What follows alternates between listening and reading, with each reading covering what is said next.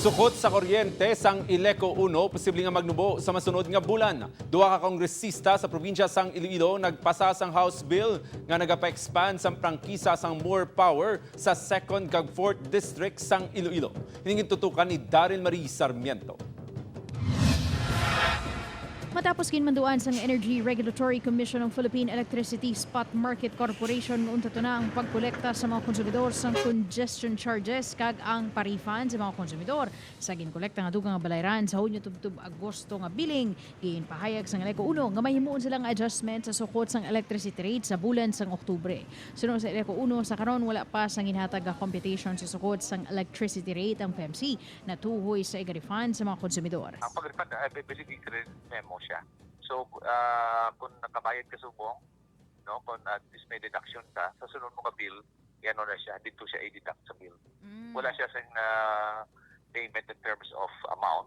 Sunod naman sa mga konsumidor, alibyo kag makapian-pian gid sa ila ang ibuhin sa sukot sa kuryente. Nami kay manubo ang presyo mo, tinubo ang balaydan. Kani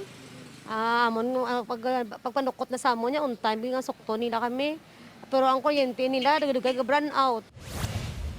Samtang, ginpasa naman sa Kongreso ng 2nd District Representative Michael Guriceta kag 4th District Representative Braden John Biron ang House Bill No. 10271. Tinutuyo sini nga mapasangkad ang operasyon sa more power hindi lang sa syudad sang Iloilo kundi pati sa mga banwang nga nasakupan sang 2nd kag 4th District sang probinsya. Suno kay Guriceta nakahibalo ini nga mangin malawi gini nga proseso apang nagasalig ini nga mapamatian sang Kongreso ang hingyo sa mga pumuluyo. Anyway, hindi tayo din mapakta, no?